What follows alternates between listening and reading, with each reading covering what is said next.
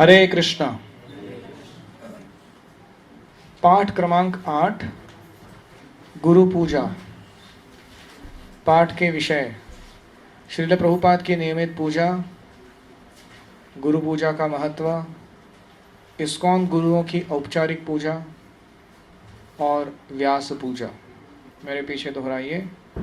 आराधना नाम सर्वेषां विष्णोराराधनं परं तस्मात् परतरं देवी तदीयानां समर्चनम्। शिवजी ने देवी दुर्गा से कहा, प्रिय देवी, वेदों में देवताओं की पूजा का विधान है, परंतु विष्णु की आराधना सर्वोच्च है। तथापि विष्णु के भक्तों की अर्थात वैष्णवों की सेवा करना उससे भी श्रेष्ठ है।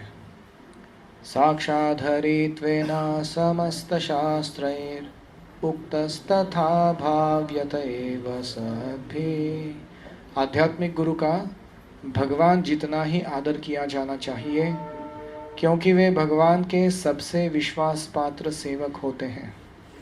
ये मे भक्त जना पार्थ न मे भक्ताश्च ते जनः मद्भक्तानां च ये भक्ताः ते मे भक्ततमा मताः। आदि पुराण में भगवान कृष्ण ने अर्जुन से कहा, जो मेरे भक्त हैं वे वास्तव में मेरे भक्त नहीं हैं, परंतु जो मेरे सेवक के भक्त हैं वे मेरे वास्तविक भक्त हैं। तो इन श्लोकों से पता चलता है कि कितना महत्वपूर्ण है भक्तों की सेवा करना, खास करके आध्यात्मिक गुरु, एक शुद्ध भक्त वैष्णव की।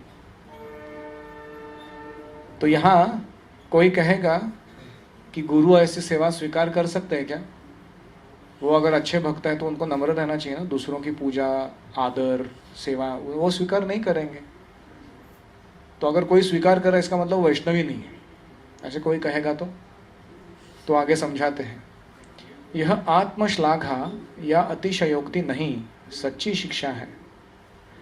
जो गुरु पूजा हम कर रहे हैं, आत्मश्लाघा, सेल्फ ग्लोरिफिकेशन नहीं है या अतिशयोक्ति नहीं है, यह एक सच्ची शिक्षा है।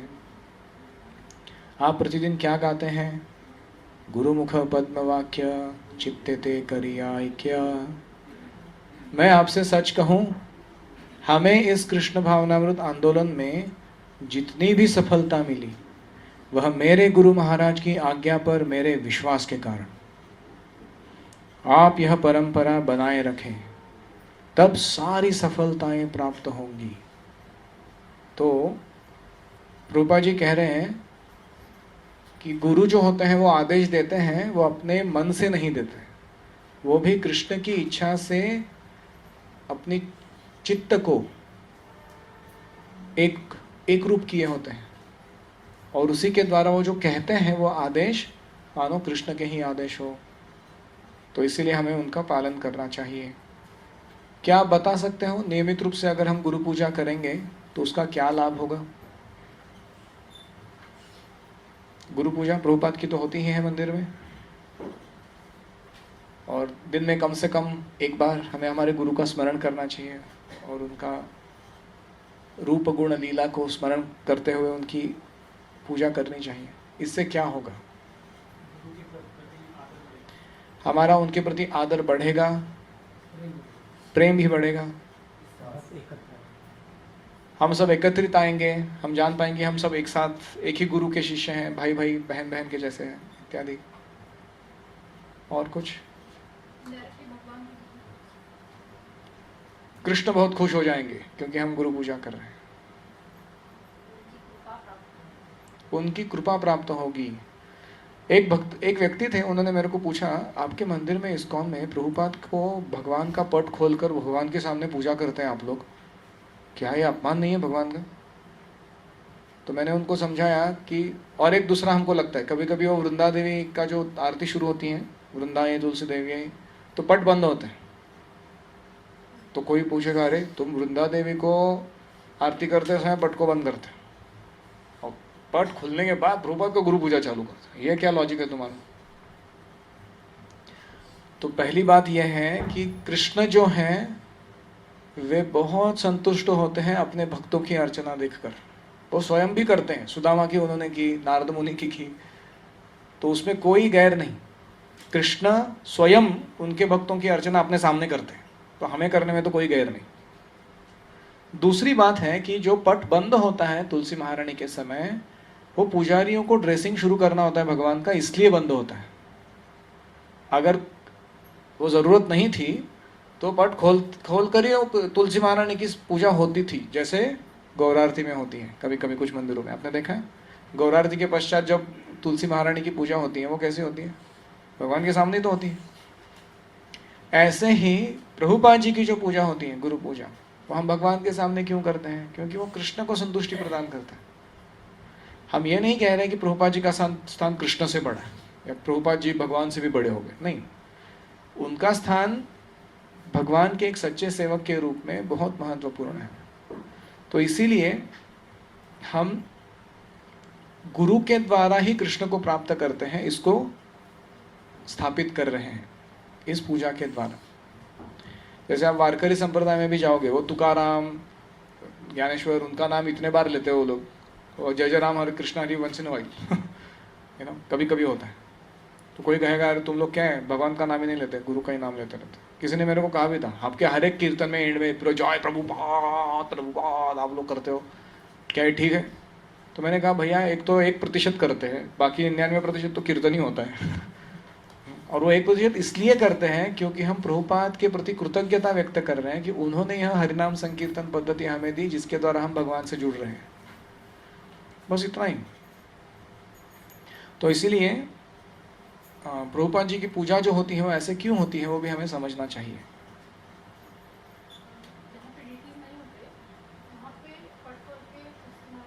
कर सकते हैं, बिल्कुल कर सकते हैं। जैसे घर पे अगर आप डेली ड्रेसिंग हर रोज नहीं करते हो तो ऑल्टर खुला रखिए, सामने तुलसी महारानी की आरती कीजिए, कोई प्रॉब्लम नहीं। गुरु पूजा के समय एक सबसे बहुत महत्वपूर्ण चीज है कि गुरु के रूप, गुण और लीला पर ध्यान करना चाहिए। वरना केवल फूल चढ़ाने से या क्या कहते हैं उछल कूद करने से उतना फायदा नहीं होगा। आज के आनंद की जाए, लोग कहते हैं ना, कहीं बाहर के लोग, वो हमारे आनंद के लिए नहीं कर रहे हम कृष्ण के आनंद के लिए भक्ति कर रहे हैं। तो हम जब संसार दामन गा रहे हो या श्री गुरु चरण पद्म गा रहे हो, तो उस अर्थ के ऊपर ध्यान करते हुए विशिष्ट लीलाओं का स्मरण करना चाहिए गुरु के, जो उस पदों के अनुरूप हो। तो ये हमारे संबंध को दृढ़ करेगा गुरु के साथ, और साथ ही में हमारे विचार और कार्य कृष्ण की ओर मोड़ देगा गुरु के आदेशों के अनुसार। यह गुरु पूजा का महत्व है। एक और चीज है, वो मैंने बताया, कृतज्ञता की भावना गुरु के प्रति, कि मैं हर दिन जब प्रभुपाद के सामने आता हूं तो पुनः समर्पण कर रहा हूं, आज का दिन मैं आपकी सेवा में लगाऊंगा। जैसे हमारे एनसीसी में होता था, सार्जेंट होता था, वो जाके वो जो भी एक उनका सीनियर होते हैं उनको जाके रिपोर्ट देते थे, टुडेज रिपोर्ट, आज इतने लड़के आए हैं, इतना परेड किया हमने, यहाँ पर राइफल शूटिंग किया, यहाँ पर ये हुआ, वहाँ पर वो हुआ, ऐसे ब्रीफ रिपोर्ट देते हैं।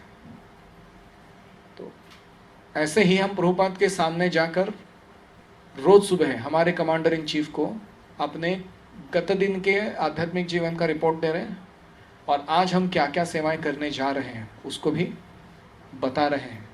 इस भावना में हमें गुरु पूजा में शामिल होना चाहिए। तो ये जो है, ये एक समर्पित भावना जो है उसको दृढ़ करने का एक प्रयास है गुरु पूजा। ठीक, अभी इस्कॉन के जो गुरु होते हैं उनकी पूजा का स्तर या स्वरूप प्रभुपाद की गुरु पूजा का स्तर और स्वरूप, उसमें क्या अंतर होना चाहिए, यह हम देखेंगे। इस्कॉन गुरुओं की औपचारिक पूजा। प्रणाम मंत्र। सभी पौत्र शिष्य तथा भावी पीढ़ियों के शिष्यों को चाहिए कि वे प्रणाम करते समय अपने दीक्षा गुरु का प्रणाम मंत्र पढ़ने के बाद संस्थापक आचार्य के सम्मान में श्रील प्रभुपाद का प्रणाम मंत्र कम से कम पहला भाग अवश्य पढ़े। हमने पहले भी चर्चा की है, ये सारे इस्कॉन की नियमावली में से है, इस्कॉन लॉ। आरत्रिक अर्पित करना। मंदिर अथवा मंदिर कार्यक्रमों में आरती करते समय पुजारी अपने दीक्षा गुरु का चित्र वेदी के बदले आरती की थाली या मेज पर रख सकता है, यदि वे गुरु इस्कॉन द्वारा अनुमोदित तथा वर्तमान में सम्मानजनक स्थिति में है, तो ही उनको हम ऑल्टर में थाली या मेज पर रख सकते हैं, ऑल्टर पर नहीं रख सकते। दीक्षा गुरु का चित्र वेदी पर रखे प्रभुपाद के चित्र से छोटा हो तथा आरती के पश्चात हटा दिया जाए। तो कभी कभी क्या होता था, जानबूझकर जो पुजारी होते हैं वो अपने गुरु का जो एक बड़ा तस्वीर एकदम प्रभुपाद के नेक्स्ट लगा देंगे, तो अन्य गुरु के शिष्य उनको लगता था अरे क्या है, मतलब ऐसे पता रहे जैसे मानो इनके ही गुरु हैं, बाकी कोई गुरु है ही नहीं यहाँ पे इस्कॉन में। ऐसे होता है ना, मन में आता है। या कभी ऐसा हो सकता है कि वो हटाते ही नहीं है, क्योंकि उनकी पूजा सुबह हो गई तो उसके बाद उधर ही रख देते, चले जाते, फिर दिन भर रहता है वो चित्र। तो जो भी आ रहा है उनको लगता है कि ये भी कोई महान एकमात्र गुरु है इस्कॉन के। तो इसके कारण क्या होता था, भक्तों के बीच में जो पारिवारिक संबंध दृढ़ होना चाहिए उसके बदले विलगाव होता था। तो इसलिए अभी इस्कॉन का नियम है, तुम अपने गुरु की आराधना करो, कोई प्रॉब्लम नहीं, उसके बाद आप उनको लेकर जाइए। ऑल्टर में केवल प्रभुपाद और अन्य जो आध्यात्मिक आचार्य विग्रह उनका ही दर्शन होना चाहिए आम जनता के लिए। गुरु पूजा वर्तमान इस्कॉन दीक्षा गुरुओं के लिए। प्रश्न।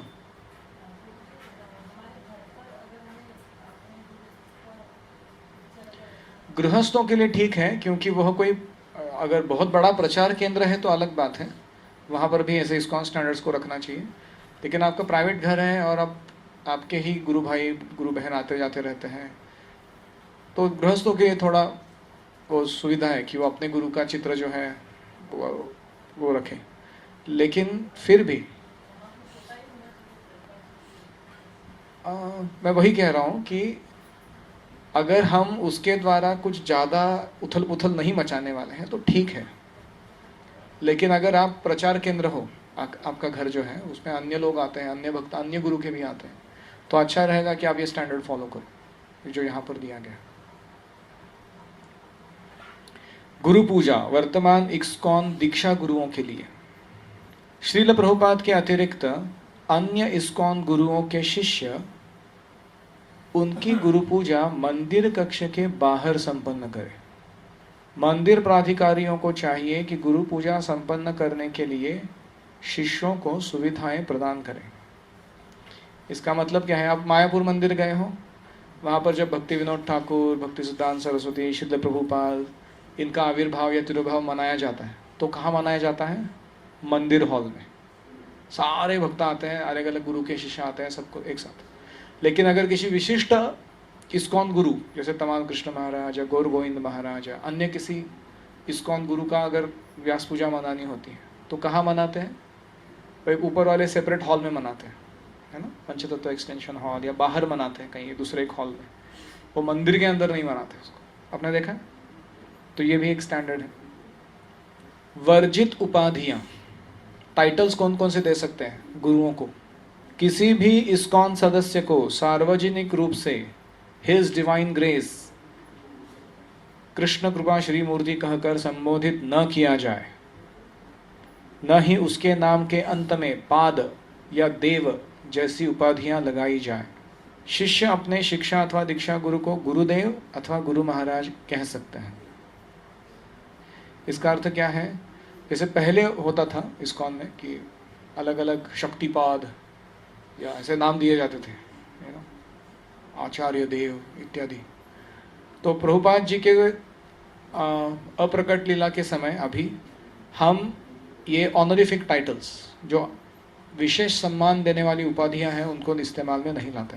खास करके हम अपने गुरु को कभी भी हिज डिवाइन ग्रेस ये नहीं बुलाते, हम हिज होलीनेस ऐसे बुलाते हैं। या किसी भी इस्कॉन के सदस्य को हम ऐसे नहीं कहते कि हिज डिवाइन ग्रेस। इसका अर्थ क्या होता है? कृष्ण कृपा श्री मूर्ति, मतलब प्रभुपाद जो है वो कृष्ण कृपा के प्रकट रूप है की मूर्ति है, ऐसे हम कह रहे हैं, है ना।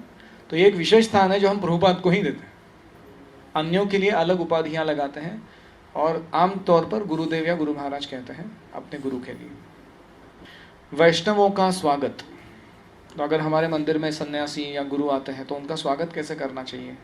वैष्णवों के स्वागत का आयोजन शालीन होना चाहिए, जैसे आसन, प्रसादम, पेय आदि अर्पित करना, माला पहनना तथा कीर्तन करना। शालीन का अर्थ होता है मॉडेस्ट। मॉडेस्ट मतलब बहुत ज़्यादा नहीं और बहुत कम नहीं। मतलब प्रभुपाद आते थे तो हम कैसे वेलकम करते थे, उससे थोड़ा कम। लेकिन ऐसा नहीं कि सिर्फ ठीक है चप्पल वहाँ उतार दो अंदर आओ, ऐसे नहीं। तो आप समझ रहे हो, शालीन होना चाहिए लेकिन प्रभुपाद से बढ़कर नहीं। तो ऐसे कुछ स्टैंडर्ड्स दिए गए हैं। फिर है व्यास पूजा। आप में से कितने लोगों ने अपने गुरुओं की व्यास पूजा अटेंड की है? लगभग सभी ने, हाँ? क्योंकि आप दीक्षा लेने ही वाले हो अभी तो तो आप थोड़ा घर में ये होमवर्क करके देखो कि अगर आपको व्यास पूजा मनानी होती है गुरु की तो क्या क्या आयोजन करना होता है, उसका एक लिस्ट निकालो। दूसरा, हम किस तरह से भाग लेना चाहिए व्यास पूजा में? तो हमें शब्दांजलि अर्पित करने के लिए तैयारी करनी चाहिए, या हमें कुछ पकवान बनाने चाहिए, या हमें ध्यानपूर्वक श्रवण करना चाहिए गुरु के बारे में जो वर्णन हो रहे हैं अन्य भक्तों के द्वारा, इत्यादि। फिर गुरु या व्यास पूजा का अपेक्षित परिणाम क्या होना चाहिए? क्या लगता है आपको? व्यास पूजा अगर किसी ने मनाई अपने गुरु की तो उसका अपेक्षित परिणाम क्या होना चाहिए? यस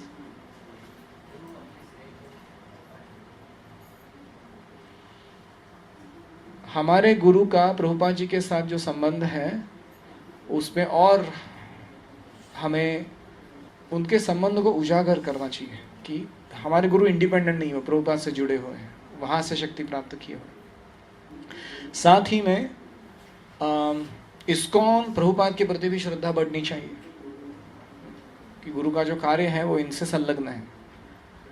खास करके हमारे गुरु की तुलना अन्य गुरुओं से नहीं करनी चाहिए, या उनके गुरु भाइयों से, गुरु बहनों से नहीं करनी चाहिए कि आप उनसे भी अच्छे हो, ऐसे नहीं कहना चाहिए।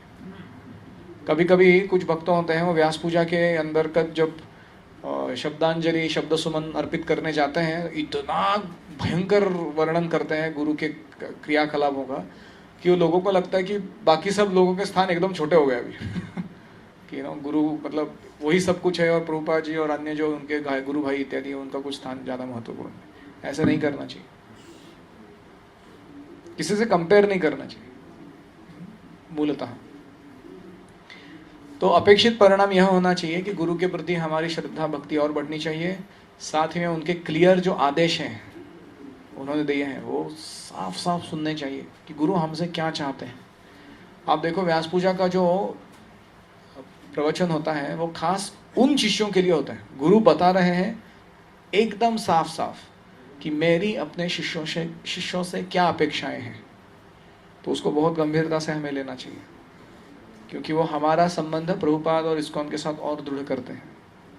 फिर हम अगला पढ़ेंगे, इस्कॉन के वर्तमान शिक्षा एवं दीक्षा गुरु की व्यास पूजा। श्रील प्रभुपाद पर तथा प्रत्येक भक्त के साथ उनके विशिष्ट संबंध पर प्रमुखता से ध्यान केंद्रित किया जाना चाहिए। अतः इस्कॉन के शिक्षा तथा दीक्षा गुरु वर्ष में एक बार सार्वजनिक रूप से आरती, पाद प्रक्षालन आदि सहित अपनी व्यास पूजा इस्कॉन के स्वामित्व वाले स्थलों में स्वीकार कर सकते हैं। यह समारोह मंदिर कक्ष में संपन्न किया जा सकता है समारोह का आयोजन करने वाले भक्त इसे शालीन बनाए रखें। यह समारोह श्रील प्रभुपाद की व्यास पूजा की तुलना में सादगी पूर्ण होना चाहिए। भक्तों को सामान्यतया ऐसी व्यास पूजा स्थानीय स्तर पर मनानी चाहिए।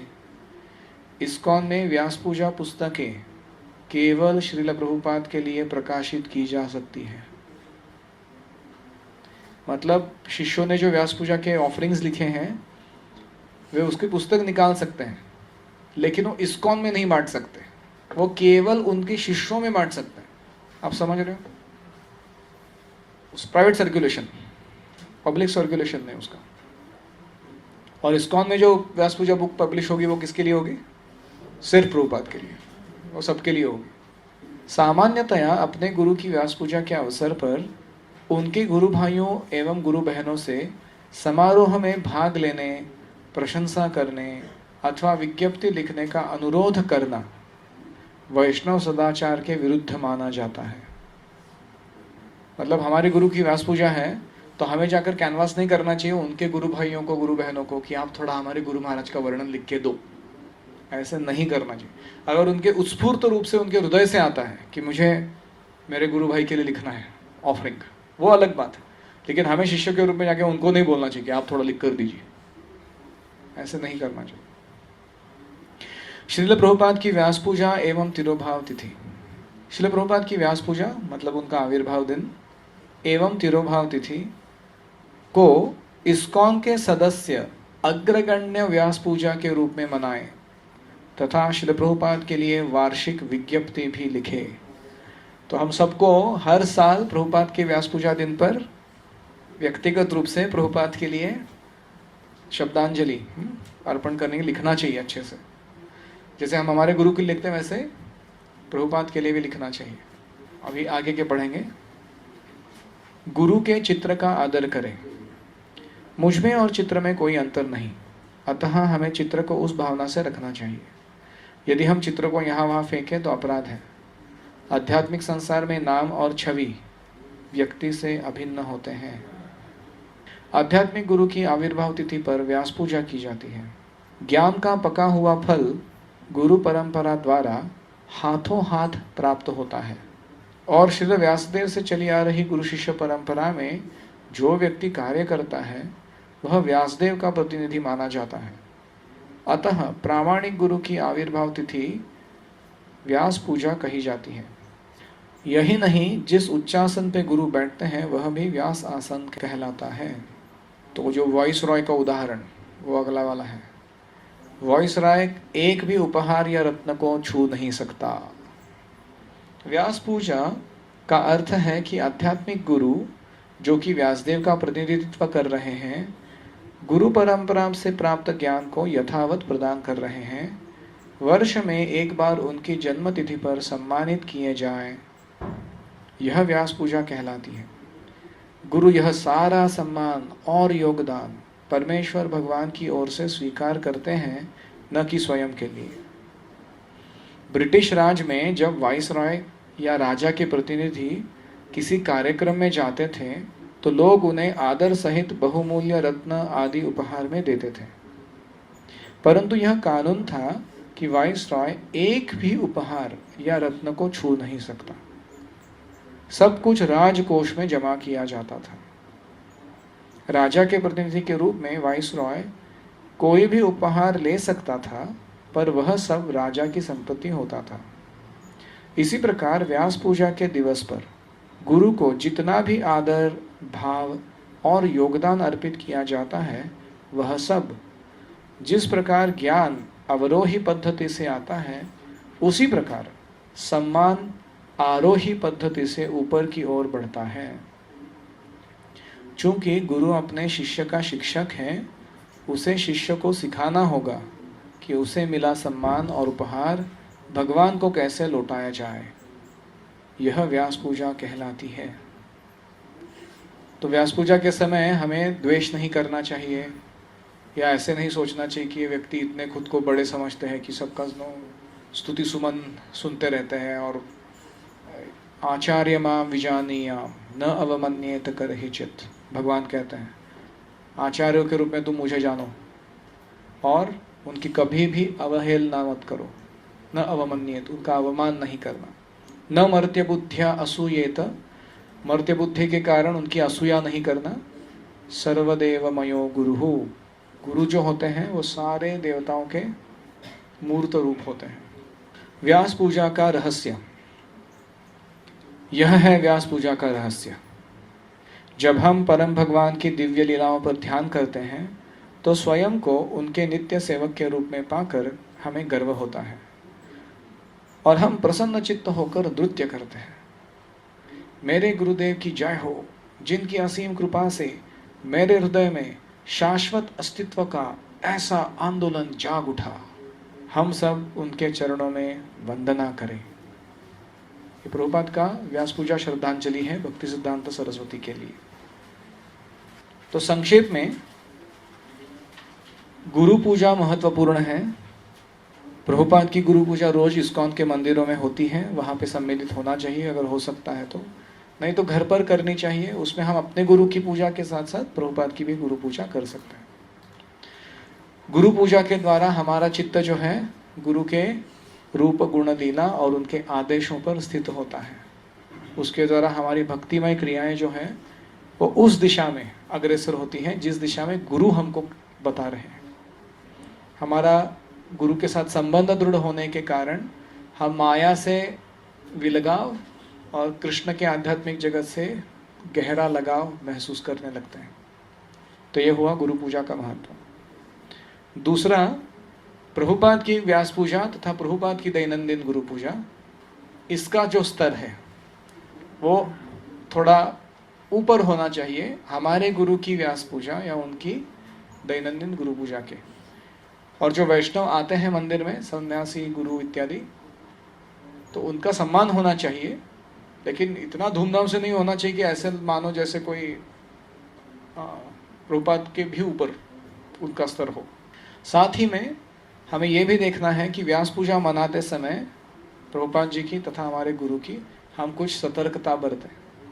हम दूसरों को कम दिखाने के लिए या उनसे गुरु के प्रति आदर खींच कर लाने के लिए ऐसे प्रयास नहीं करना चाहिए। हमें हमारे गुरु का जो व्यक्तिगत स्थान है हमारे हृदय में, उसको हमारे शब्दों में अर्पित करना चाहिए, लेकिन किसी को नीचा दिखाकर नहीं। और साथ ही में हमारे गुरुदेव की जो व्यास पूजा में कहते हैं, उनके जो आदेश होते हैं, उसको बहुत गंभीरता से ग्रहण करना चाहिए। वे अपने शिष्यों को बता रहे हैं अपने दिल की बात, कि वे उनसे क्या चाहते हैं। मुझे याद है कि हमारे गुरु महाराज जब प्रवचन देते थे व्यास पूजा का, वो हमेशा ये 3 चीज़ों के ऊपर बहुत जोर देते थे। पहला चीज़ है नो पॉलिटिक्स, तुम सरल रहो भक्तिमय जीवन में। दूसरा, तुम अन्यों को सम्मान दो और अपने सम्मान की अपेक्षा छोड़ दो। और तीसरा, दृढ़तापूर्वक साधना करो और प्रभुपाद के आदेशों का पालन करो और उनके जो मिशन है उसके कार्य में लगो, अपना खुद का मिशन चालू मत करो इस कौन के अंतर्गत। तो ये जो है उनके आदेश, ये हमको व्यक्तिगत रूप से लेने चाहिए, जिसके द्वारा हम भक्ति में प्रगति करें। किसी का कोई प्रश्न है? यस प्रभु।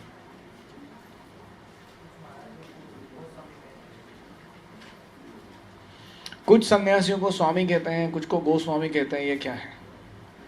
दोनों का अर्थ समान है, उसमें कोई भेद नहीं है। मुझे 100% पता नहीं, लेकिन मैंने कहीं सुना था कि जो गोस्वामी होते हैं वो गृहस्थ जीवन से सन्यासी बने होते हैं, और जिनको स्वामी कहते हैं वो ब्रह्मचर्य से सीधा सन्यासी बने होते हैं। ऐसा भेद हो सकता है। जैसे तमाल कृष्ण गोस्वामी महाराज, गोपाल कृष्ण गोस्वामी महाराज, राधानाथ स्वामी महाराज, जय पताका स्वामी महाराज, तो वो उसको इंगित करता है, लेकिन ये जरूरी नहीं है, ये नियम नहीं है। स्वामी और गोस्वामी का जो मतलब है वो है इंद्रियों, मन और बुद्धि और अहंकार के ऊपर जिसने स्वामित्व स्थापित किया हो खुद के, उसका मतलब है वो महाराज है। किसके महाराज? कौन सा किंगडम है उनके पास तो ये जो सिटी ऑफ 9 गेट्स, नवद्वारपुर देह है, उसके राजा है। वो राज्य करना बहुत कठिन है। बाकी सारे राज्य कर लेगा कोई व्यक्ति, तो इसलिए उनको महाराज कहते हैं या स्वामी कहते हैं। यस yes,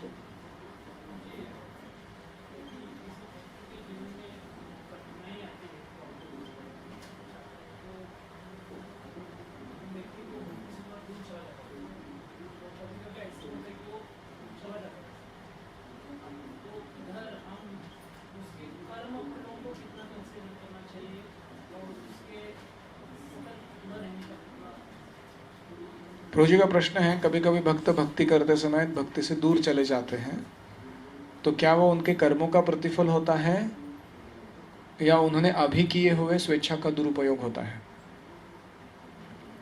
तो पहली बात है कि कर्मफल जो है वो हमारे भक्तिमय कार्यों में बाधा डाल सकते हैं या उसको बढ़ा सकते हैं, लेकिन हमारे स्वेच्छा को कुछ नहीं कर सकते। कर्मफल जो आते हैं वो हमारी स्वेच्छा को तय नहीं करते, हमारे इर्द गिर्द की परिस्थिति को तय करते हैं। तो हमारी स्वेच्छा जो है वो कभी भी 3 गुणों के अधीन या कर्मफलों के अधीन नहीं रहती। तो ये जो स्वेच्छा है, इसका बल जो बलराम के द्वारा प्राप्त होता है, गुरु के आदेशों को पालन करने के द्वारा प्राप्त होता है, उसको लगाकर हम परिस्थितियों को भी बदल सकते हैं। चाहे हमारे कर्मफल कितने भी बुरे क्यों ना हो, हम आध्यात्मिक प्रगति कर सकते हैं फिर भी।